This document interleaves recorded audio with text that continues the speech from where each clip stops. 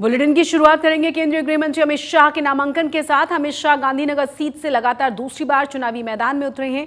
PM Narendra Modi भी इसी के वोटर हैं और अमित शाह ने अपना नामांकन दाखिल किया, फिर गांधीनगर की जनता से वोटों की अपील भी की।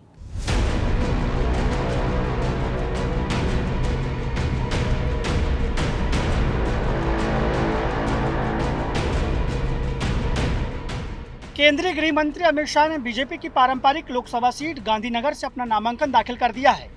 2019 में प्रचंड जीत के बाद अमित शाह दूसरी बार गांधीनगर से चुनाव मैदान में उतरे हैं। अमित शाह ने नामांकन के दौरान गुजरात के मुख्यमंत्री भूपेंद्र पटेल समेत गुजरात बीजेपी के कई दिग्गज नेता मौजूद रहे। इस बार यहाँ पे लीड जो है पिछली बार से ज्यादा 10 लाख का टारगेट कार्यकर्ताओं को दिया गया है ताकि पूरे देश में सबसे ज्यादा लीड से जीतें। इस बार गुजरात की 2 सीटों पर पूरे देश में हाईएस्ट लीड की फाइट चल रही है। नवसारी से सीआर पाटिल जिन्होंने भी आज नामांकन दाखिल किया है और वो पिछली बार सबसे ज्यादा लीड से जीतने वाले सांसद थे पूरे देश में। तो इस बार नवसारी और गांधीनगर ये 2 सीट पे फाइट है कि सबसे ज्यादा लीड देश में कौन लाएगा, गांधीनगर से आएगी या फिर नवसारी से। तो ये लड़ाई जो है गुजरात में इस बार देखने को मिल रही है। नामांकन दाखिल करने के बाद अमित शाह ने मीडिया से बातचीत करते हुए लाल कृष्ण आडवाणी से लेकर अटल बिहारी वाजपेयी तक का जिक्र किया। मोदी सरकार की उपलब्धियों का बखान किया और जनता से मोदी को तीसरी बार प्रधानमंत्री बनाने के लिए वोट करने की अपील की। मैंने लोकसभा के लिए मेरा नामांकन गांधीनगर सीट से भरा है कि जिस सीट पर से इसी क्षेत्र का प्रतिनिधित्व श्रद्धेय आडवाणी जी ने किया, श्रद्धेय अटल जी ने किया, और जिस सीट पर स्वयं नरेंद्र मोदी जी मतदाता है, उस सीट को प्रतिनिधित्व करने का मौका मुझे भारतीय जनता पार्टी ने दिया है। मैं इसी सीट पर से 30 साल से विधायक सांसद रहा हूं। यहीं पे बहुत छोटे से एक बूथ के कार्यकर्ता से संसद तक पहुंचा हूं। अपार प्रेम इस क्षेत्र की जनता ने मुझे दिया है। जब जब भी मैं पार्टी के लिए, मेरे स्वयं के लिए वोट मांगने आया, मुझे बड़े चाव से, बड़े मन से आशीर्वाद दिया है और हमेशा मजबूत बहुमत के साथ चुनाव में जीता है। पीएम मोदी भी इसी सीट के वोटर हैं और अमित शाह ने भी अपनी चुनावी राजनीति की शुरुआत गांधीनगर से ही की थी। लिहाजा उन्होंने गांधीनगर में किए गए विकास कार्य गिनाए और अपने सियासी सफर में गांधीनगर से जुड़ी यादों को भी साझा किया। इस बार का चुनाव प्रधानमंत्री नरेंद्र भाई को तीसरी बार प्रधानमंत्री बनाने का चुनाव है। मैं गांधीनगर की जनता को अपील करना चाहता हूं कि मोदी जी ने देश को सुरक्षित किया है, देश को समृद्ध किया है और 80 करोड़ से ज्यादा गरीबों के जीवन में नए उत्साह और नई आशा को पुनर्जीवित करने का काम नरेंद्र मोदी जी ने किया है। 2019 लोकसभा चुनाव में अमित शाह ने ये सीट 5,50,000 से भी ज्यादा वोटों के अंतर से जीती थी। इस बार भी यहाँ बीजेपी ने 10 लाख मतों से जीतने का लक्ष्य रखा है। गांधीनगर से ब्रिजेश दोषी के साथ आज तक ब्यूरो। चलिए अब आपको दिखाते हैं कि अमित शाह का एक्सक्लूसिव इंटरव्यू क्या है, जिसमें उन्होंने हर सवाल का बेबाकी के साथ जवाब दिया है और बीजेपी की जीत का प्लान भी बताया है।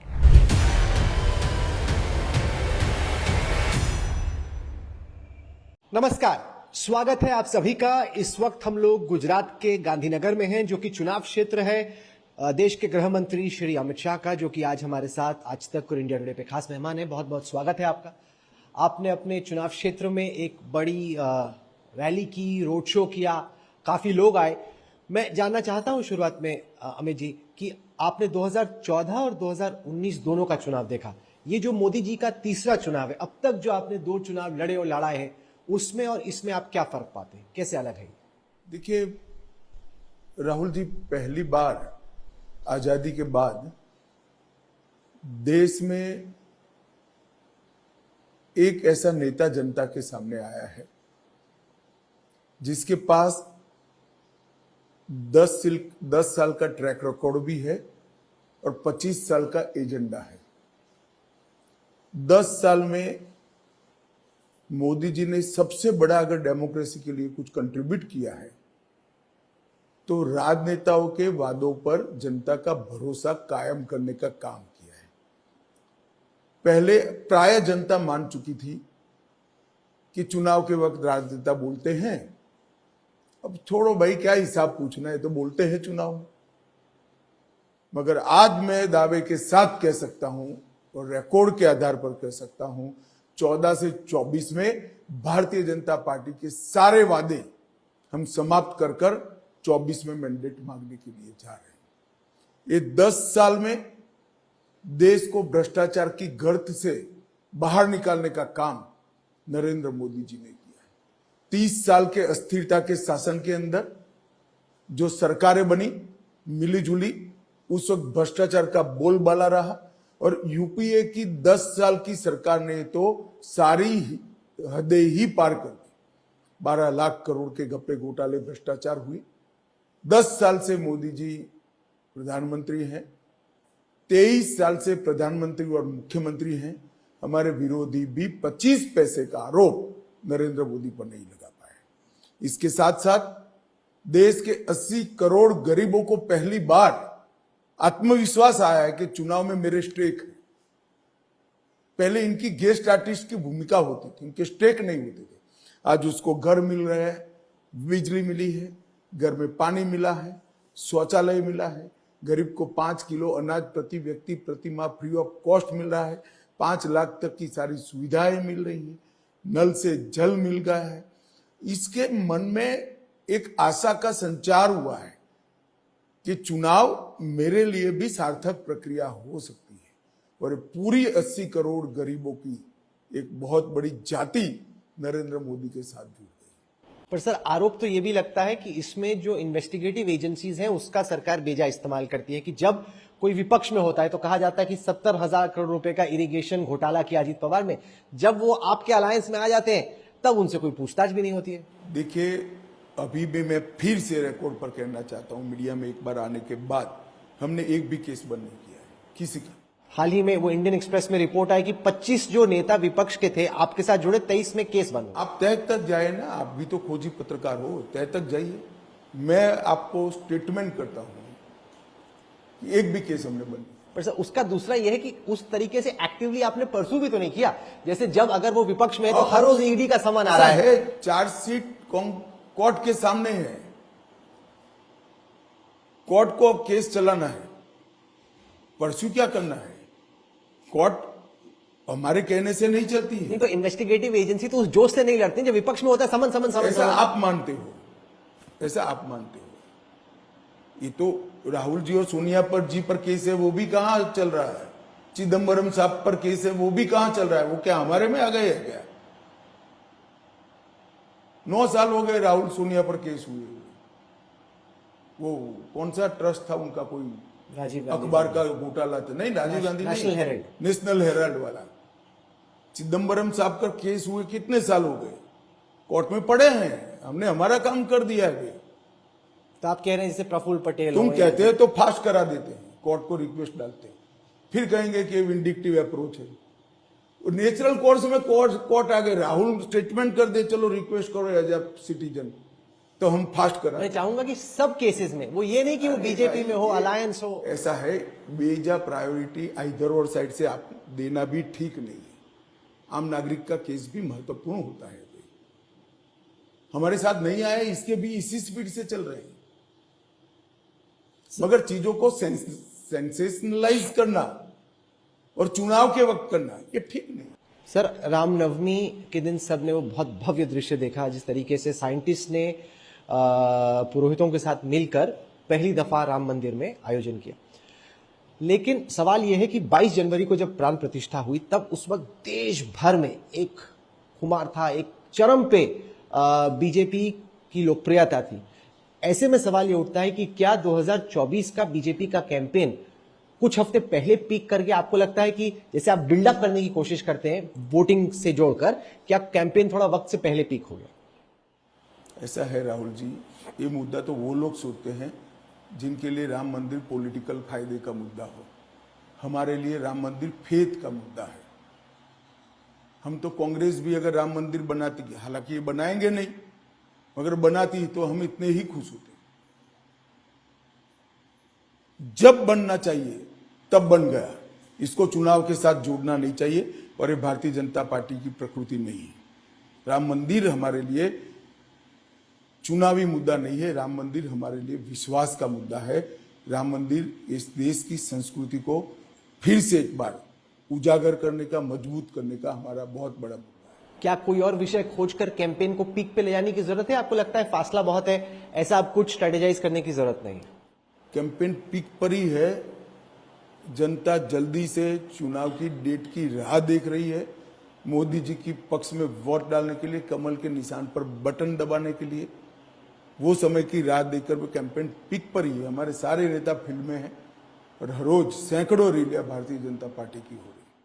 सर, ऐसे में सवाल ये उठ रहा है कि 5 में से एक जो इस वक्त आपने लोकसभा में टिकट दी है, वो आपने किसी ऐसे नेता को दी है जो कि बाहर से आया, और आप ही की पार्टी में, आपके सामने कोई बोले ना बोले, लेकिन लोगों को ये लगता है यार ये बाहर से ले आती है हमारी लीडरशिप, हम इतने साल से काम कर रहे हैं, एंड पे किसी बाहर वाले को टिकट मिल जाती है। नहीं, अगर ऐसे हो तो हम सुनने की व्यवस्था करेंगे। आपने अच्छा किया, हमारा ध्यान दिला दिया। आपको ऐसा हर बार आते ही बाहर से कार्यकर्ता, ऐसा नहीं है। सबसे अहम आपके लिए क्या रहेगा अगले 5 साल में, जो आपकी तमाम आपकी खुद की प्रायोरिटीज हैं? जैसे पिछले आपने बोला कि जम्मू कश्मीर में 370 खत्म हो, वो आपकी प्रायोरिटी थी, आपकी पर्सनल प्रायोरिटी। नहीं, मैंने कभी ऐसा नहीं कहा, मेरी पार्टी की प्रायोरिटी थी। नहीं, पर आपने उसको मिशन के तौर पे आपने लीड किया। तो मेरा डिपार्टमेंट है तो मुझे करना ही पड़ेगा, मोदी जी का निर्णय है तो मुझे इंप्लीमेंट करना पड़ेगा। सर, एक और सवाल खड़ा किया जा रहा है चीन से हुई घुसपैठ को लेकर कि मोदी सरकार पूरा सच नहीं बताती, पीएलए भारत की सीमा में घुस आया है और सरकार इस मुद्दे को दबाने या देखिए, 2 बातें समझ लो। पहले तो कांग्रेस को यह मुद्दा उठाने का अधिकार ही नहीं है। जवाहरलाल जी के समय में देश की अनाप शनाप जमीन हजारों हेक्टर में, लाखों हेक्टर में चीन ने हड़प ली, कांग्रेस पार्टी कुछ नहीं करी। एक समय पर तो बाय बाय आसाम कह दिया था, वायु प्रवचन में नेहरू जी ने आसाम छोड़ दिया था। वो तो अच्छा हुआ, समझौता हो गया इंटरनेशनल प्रेशर से, और ये कांग्रेस पार्टी उठा रही है। मोदी जी के नेतृत्व में देश की 1 इंच जमीन कोई हड़प नहीं सकता। आप 370 को इतने साल से संभाल कर बैठे थे, आधा अधूरा अनुबंध पकड़ कर रखे थे। हमने इसको पक्का भारत के साथ जोड़ने का काम किया। भारतीय जनता पार्टी के शासन में, नरेंद्र मोदी के शासन में 1 इंच जमीन देश की कहीं पर नहीं जा सकती। सर, हाल ही में गार्डियन अखबार में एक लेख आया जिसमें कहा गया कि 2020 के बाद 20 ऐसी टारगेटेड किलिंग्स हुई हैं पाकिस्तान में, जिसमें उनको लग रहा है कि research and analysis wing, raw, Bharat की जो एक्सटर्नल इंटेलिजेंस एजेंसी है, उसका हाथ है कि जो भारत के दुश्मन है पाकिस्तान में, एक के बाद एक कोई आके उनको मार देता है। क्या हो रहा है सर ये? भाई, जिसने भी मारा, इसमें परेशानी क्या है किसी को? हमें कोई एजेंसी का काम करेगी भाई, हम सब ने इसमें क्यों पढ़ना चाहिए? तुम यार चुनाव का इंटरव्यू कर रहे हो, कहां पाकिस्तान में घुसते हो? गार्डियन की रिपोर्ट से आपको परेशानी तो नहीं है ना? नहीं, मैं तो मानता हूं अच्छी बात है, मैं तो चाहता बस तो फिर यार कांग्रेस को समझा दो, इतना वो नहीं मानते, अच्छी बात है। मैं तो कह रहा हूं सैयद सलाउद्दीन, अब किसने मारा, क्यों मरा, कैसे मरा, क्यों इसमें घुसना है? सर, आपने कहा कि पाकिस्तान अधिकृत कश्मीर जो है वो भारत का अखंड हिस्सा है। क्या आपको लगता है कि वाकई में हम लोगों के जीते जी जम्मू एंड कश्मीर यूनाइट हो सकता है? पूरा मैप जैसा है हमारा वैसा नक्शा बन सकता है? अकेला नहीं, पूरा देश मानता है। देश की पार्लियामेंट में 4 बार रिजोल्व किया है। यूएन में हमारी बहुत फर्म स्टैंडिंग है आजादी के समय से कि पूरा जम्मू कश्मीर इंक्लूडिंग पाक ऑक्यूपाई कश्मीर भारत का हिस्सा है, और मैं मानता हूं कि भारत का हिस्सा है। और ये जब भी हमें समय उचित होगा इस पर लोग काम करेंगे। वो तो रेजोल्यूशन की बात है, मैं जानना चाहता हूं जो आपने आखिर में कहा। नहीं, रेजोल्यूशन नहीं कि आप कुछ करोगे पीओके को जोड़ने के लिए? रेजोल्यूशन नहीं, ये बिलीफ है देश की जनता की। रेजोल्यूशन बहुत छोटा करना पड़ेगा ना, जैसे आपने 370 हटाया, कुछ पीओके लिए भी करना पड़ेगा। आप ऐसा मानते हो कि मैं आपको आपके इंटरव्यू में बता दूंगा? मैं तो पूछ सकता पूछ तो सकते ही हो, मगर यार मेरा भी तो एक असेसमेंट लगाओ राहुल। सर आखिर में ये बताएं कि जो 370 की आप बात कर रहे हैं वो ऑपोजिशन को डिमोरलाइज करने के लिए कर रहे हैं या आपको परिस्थिति वाकई में ऐसी बनती नजर आ रही है? देखो भाई, जब हम पूर्ण बहुमत की सरकार कहते थे, स्थिर सरकार कहते थे, तब भी आप लोगों का आपका मतलब पत्रकारों का यही सवाल होता था। जब हम कहते थे हम 300 पार करेंगे, तब भी आपका यही सवाल होता था। आज भी यही है। अब मुझे लगता है 4 जून तक रुक जाओ, काउंटिंग के दिन दोपहर को बात करेंगे। आपका एक बड़ा वादा है कि नक्सलिज्म को खत्म कर देंगे। अभी बहुत बड़ा इनकाउंटर हुआ और जो छत्तीसगढ़ के पूर्व मुख्यमंत्री हैं वो कह रहे हैं कि कुछ चुनाव से जोड़कर या कुछ गड़बड़ या फेक टाइप का इनकाउंटर, उनको कुछ बू आ रही है कि कुछ गड़बड़ है इसका इनकाउंटर। देखिए, इनको सब चीज में बू आती है और तुलसीदास जी ने रामचरितमानस में कहा है कि ईश्वर जिसको दंड देना चाहता है सबसे पहले उसकी मति हर लेता है। मुझे लगता है इनकी मति हर ली गई है। अब परिवर्तन देखिए, कांग्रेस के समय में एक जमाने में 1/3 देश नक्सलिज्म की चपेट में आ गया। पशुपतिनाथ टू तिरुपति कॉरिडोर की बात होती थी। 10 साल में मोदी जी के शासन में और 19 से लेकर अब तक हमने 250 सुरक्षा कैंप बनाए।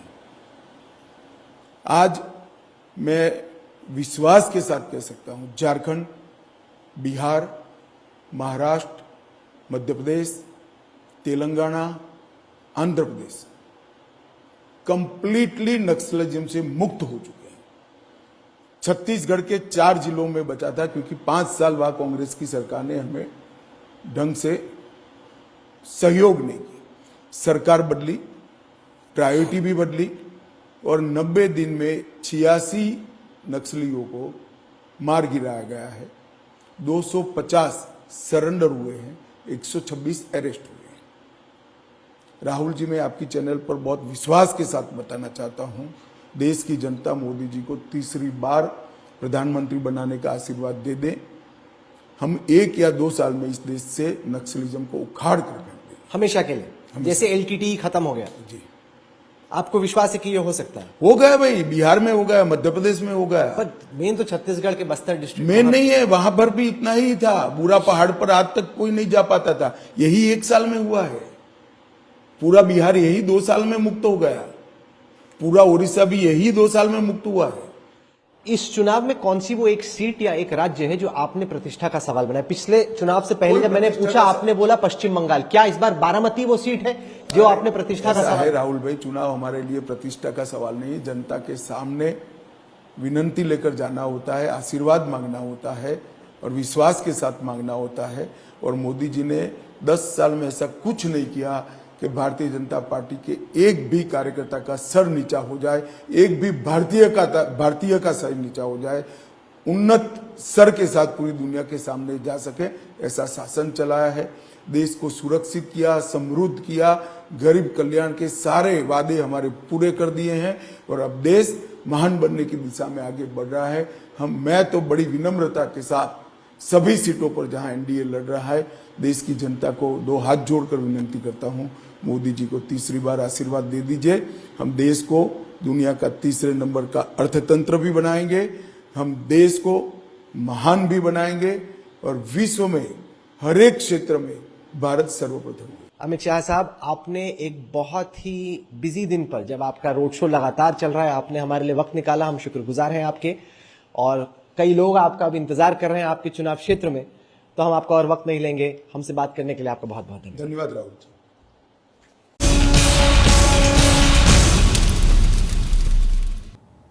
गुजरात की सभी 26 सीटों पर तीसरे फेज में 7 मई को वोटिंग होनी है और आज नामांकन का आखिरी दिन था। ऐसे में कई दिग्गजों ने पर्चा दाखिल किया है। नवसारी में तो बीजेपी और कांग्रेस के कैंडिडेट एक ही समय पर नामांकन करने के लिए पहुंच गए। उसके अलावा राजकोट में कांग्रेस कैंडिडेट क्षत्रिय महिलाओं से राखी बंधवाने के बाद नामांकन के लिए रवाना हुए।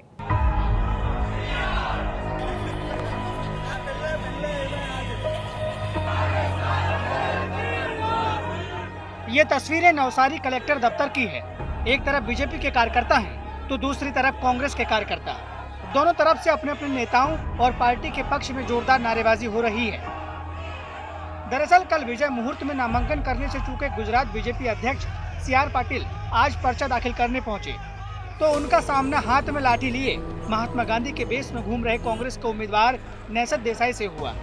हालांकि थोड़ी गहमागहमी के बाद पहले CR पाटिल और फिर नैसद देसाई ने नामांकन दाखिल कर दिया।